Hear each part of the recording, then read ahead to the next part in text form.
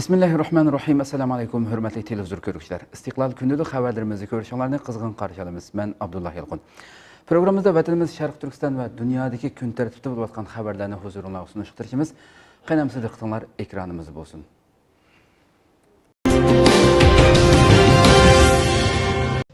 Amerika Savdo ministri Xi Jinpingning Amerikani nishon qilganligini bildirdi.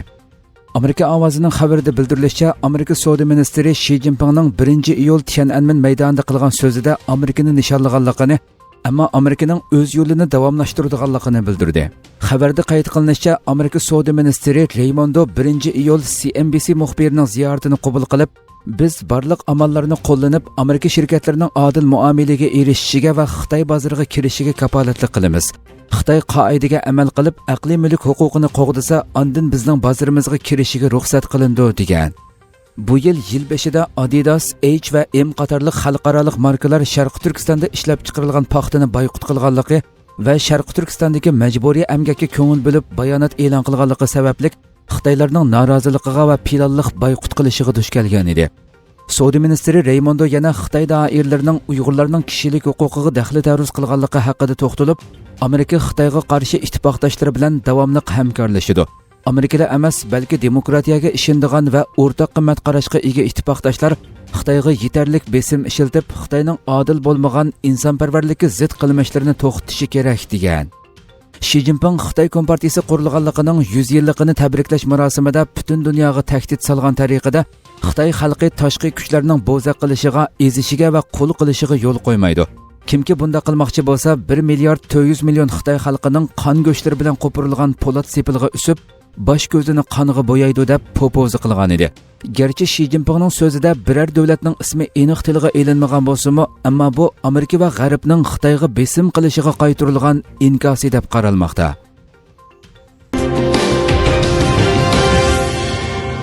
Xitoyning Uyg'ur binokorlik madaniyatini yo'qotish jinoyati davomlashmoqda. Xitoy yaqinqi yillarda ijro qilayotgan islom dinini xitoylashtirish va Uyg'urlarning madaniyatini uzil-kesil yo'qotish siyosatiga asosan Sharq Turkistonda minglagan masjidlarni chaqqan yoki buzg'unchilik qilgandan sirt, yana zo'r turkumdagi Uyg'ur mahallalarini islomiy milliy uslubdagi ho'yla aramlarini vayron qilgan edi. Ijtimoiy taratqularda tarqalayotgan sirlar Xitoyning bu jinoyatining yanada davomlashayotganligini ko'rsatib bermoqda. Bugun ijtimoiy uchur vositlarida tarqalgan bir sinda G'uljidagi quyuq milliy uslubda selingan ma'lum bir qo'ro uyning eshik derazalarining qumurilib, o'rib o'tish uchun tayyorlanganligi, yana bir sinda ma'lum yezidagi yo'l bo'yiga joylashgan uylarning butunlay cheqib etilib, xish yog'ochlarining dovlab qo'yilganligi, yana bir sindami o'xshashli yo'l bo'yidagi bir uyning kran bilan cheqilayotganligi ko'rsatilgan. Garchi Xitoy bu jinoyatini qisman e'tirof qilib, ba'zi bayonotlarda Sharq Turkistondagi masjidlarning, uylarning xatarli qurilish ekanligini remont qilish uchun yiqitganligini da'vo qilgan bo'lsa-mu, ammo sillarda ko'rsatilganiga o'xshash yangidan selingan milliy uslubdagi qurilishlarning mo cheqilayotganligi Xitoyning bu bahonasining butunlay soxtapazlik ekanligini ko'rsatib bermoqda.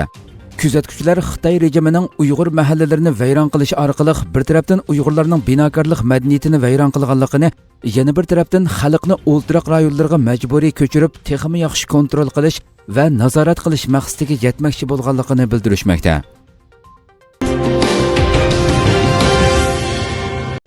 Uyg'ur xalqi unsiz yig'ilari bilan qayg'u alamlarini ifodalamoqda. Yaqinqi mezgillarda ijtimoiy uchur vositlarida tarqalgan sirlar Sharq Turkiston xalqining qanchalik qiyin ahvolda va qayg'u alamda yashayotganligini isbotlab bermoqda. Bugun ijtimoiy uchur vositlarida tarqalgan sirlarda bir qizning dadasining suratini tutib turib, unsiz yosh to'kayotganligi, yana bir sindami ma'lum bir onaning o'lib ketgan urug' tuqqunning suratini ko'rsatib turib, yosh to'kayotganligi ko'rsatilgan. Boshqa bir necha sindami Uyg'urlarning unsiz yosh to'kib, o'z qayg'usini ifodalamoqchi bo'lganligi ko'rsatilgan. Yuqorqi sillarning hammasiga qayg'uliq naqshi muzikalar kirishtirilgan. Xitoyning Sharq Turkistondagi ig'ir bostirish siyosati sababli Uyg'ur xalqi o'z dardini sirtqi dunyoga bildirishga amalsiz qolgan bugungi kunlarda ijtimoiy uchur vositalaridagi ozg'ina imkoniyatdan foydalanib, dardini bildirishga unsiz yig'ilari bilan yordam talab qilishga tirishmoqda. Yaponiya kiyim-kechak shirkati majburiy emgakka chetilganligini inkor qildi. Fransiya xalqaro radiosining 2-iyundagi xabarida bildirilishicha, Yaponiya kiyim-kechak shirkati Uniqlo ta'minlash zanjirida majburiy emgak bilan ishlab chiqarilgan mahsulotlarning borligini inkor qilgan. Xabarda qayd qilishicha, Sharqi Turkiston paxtasini boykot qilish dunyo miqyosida yangi ilgirlashlarni qo'lga keltirgan bo'lib, Fransiya adliya tarmoqlari Uniqlo, Inditex, SMCP va Skechers qatorliq 4 kiyim-kechak shirkatini majburiy emgakka chetilish masalasi bo'yicha tekshirishga boshlagan. Yaponiya kiyim-kechak shirkati Uniqlo 2-iyul bu haqda javob qaytarib, ta'minlash zanjirining Sharqi Turkistondagi majburiy emgakka chetishlik emasligini bildirgan. Uniqlo shirkati bayonotida shirkatning majburiy emgak mahsulotlarini ishlatmaganligini bildirgan bo'lsa-mu, bu haqda dalil isbot ko'rsatmagan. Bayonotda biz ta'minlash zanjirimizda majburiy emgakka chetiladigan mahsulotning yo'q ekanligini ta'kidlash uchun tekshiruvchilar bilan to'liq hamkorlashyapmiz degan. Fransiyadagi chiriklikka qarshi turish tashkiloti axloq belgisi ittifoqi, Yevropa Uyg'ur instituti va bir lager shohidi bu yil 4-oyda majburiy emgak va insoniyatga qarshi jinoyatni yushurdi deb mazkur 4 shirkat ustidan ariz sungan bo'lib, Fransiya davlatlik terrorlikqa qarshi turish mahkamasining insoniyatga qarshi jinoyat bo'limi oldingi kunlarda mazkur arizni qabul qilib, bu 4 shirkatga qarata tekshirishni boshlagan.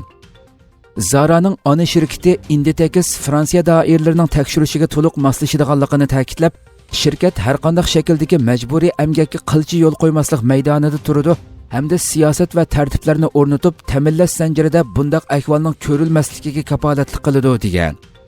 SMCP shirkati bo'lsa bu ayblashning butunlay o'ydirma ekanligini isbotlaydiganligini bildirgan. Uniqlo shirkatining ta'minlash zanjirida majburiy emgakning mavjud emasligini shirkat 3-taraf bilan hamkorlashib ta'minlaguvchilarning bundaq mahsulotlarni ishlatmasligiga kafolatlik qildiganligini, agar majburiy emgak vositasi bilan mahsulot ishlab chiqaradigan shirkatlar bo'lsa, ular bilan hamkorlikni to'xtatadiganligini bildirgan.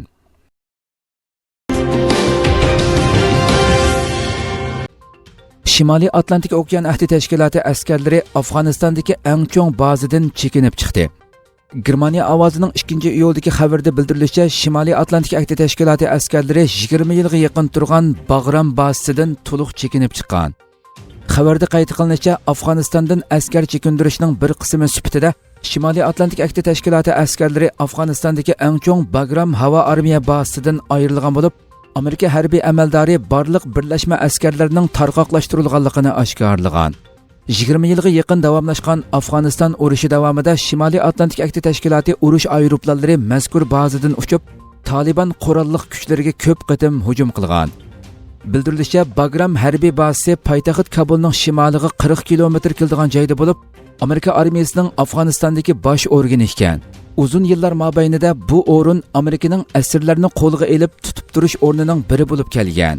2013-yili tutib turish o'rnining kontrolligi Afg'oniston bexatarlik qismlariga o'tkazib berilgan.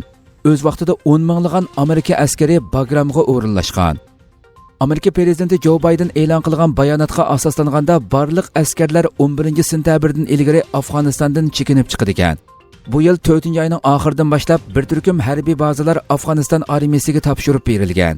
Seshanba kuni Germaniya davlat mudofaa armiyasining eng oxirgi bir turkum xodimlari Afg'onistondan ayrilgan. Talibanlar bu vaqtda bayonot e'lon qilib, Shimoliy Atlantik ahdi tashkiloti askarlarining chekinishini qarshi olganligini, bu ularning asosli talablarining biri ekanligini bildirgan. Kuzatuvchilarning qarashicha, chet el askarlari aralashmagan taqdirda Afg'onistonning bexatarlik vaziyati nacharlashadi ekan. 1996-yildan boshlab Talibanlar Afg'onistonni butunlay kontrol qilgan bo'lib, 2001-yili Amerika boshchiligidagi harbiy ittifoq tarafidan ag'dirilgan. Ko'p davlat qismlarining Afg'onistondan chekinib chiqishiga ergashib, o'tgan bir necha oy ichida Talibanlar bu rayonning ko'p qismini qaytadan kontrolligiga ilishga boshlagan.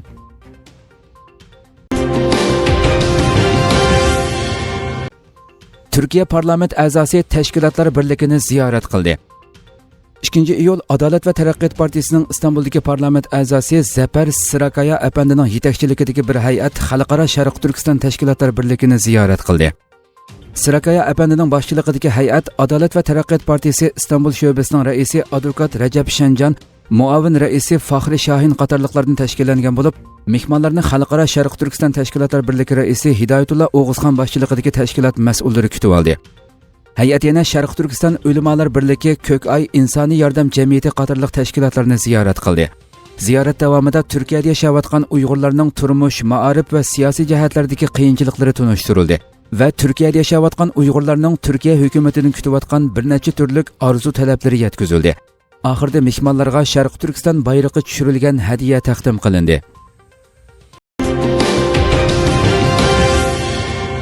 Rossiyaning Shimoliy dengiz floti manevri boshlandi. Rossiya dengiz armiyasining Shimoliy floti Barentis va Norvegiya dengizlarida suvosti paraxodlarining cho'nqurliqlarida qurollarni sinab qilish uchun maxsus manevr boshlandi. Rossiya dengiz armiyasining Shimoliy floti Barentis va Norvegiya dengizlarida manevr boshlanganligi to'g'risida bayonot e'lon qildi. Bayonotda har ikki dengizda o'tkazilgan manevrga 4-avlod suvosti paraxodlarining qatnashtirilganligi qayd qilindi.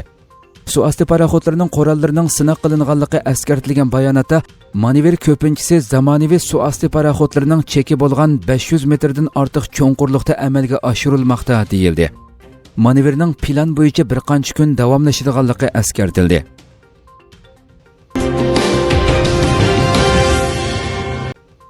Kaçır Türkiye o'zining urush paraxodlarini yasay oladigan 10 davlatning biri dedi. Türkiye Cumhuriyeti Sanoat ve Texnika Ministerligining muavin ministri Mehmet Fatih Kaçır, Türkiye o'zining urush paraxodlarini loyihalab yasab qurollandira oladigan 10 davlatning biri dedi. Qatnash va ul aslaha ministerligining rahbarligida İstanbul paraxod zavodida chaqirilgan Türkiye dengizchilik ishlari yuqori darajaliklar yig'ini doirasida Ko'kvatan strategiyasi yig'ini o'tkazildi. Fatih Kaçır yig'inda so'z qilib, navbatda Turkiyaning o'zining urush paraxodlarini loyihalab yasab qurollandira oladigan 10 davlatning ichida ekanligini, buning Turkiya va uning sanoatining muvaffaqiyati ekanligini o'ttirg'a qo'ydi va so'zini davomlashtirib, uch tarafi dengiz bilan qo'rshalgan bir davlat bo'lish sifatimiz bilan biz azaldan madaniyatimiz va mavjudligimizga kafolatlik qilish, kuchli dengiz armiyasiga ega bo'lish nishonini yoqlab keldik dedi. U yana biz nurg'un qahramon matroslarni tarbiyalab chiqqan millat. Biz cho'ng dengizlarda g'alaba qozongan ajdodlarning avlodlarimiz deganlarni so'zlariga ilova qildi. Hurmatli televizor ko'ruvchilar, shuna qilib bugungi xabarimiz mushada oxirlashdi. Atki xabarimizni ko'rishgacha sizlarni Janobi Allohga topshiramiz. Shuna qilib programma oxirida ekran orqasidagi barliq xizmatdoshlarimga ko'pdan ko'p rahmat aytaman. Assalomu alaykum va rahmatulloh.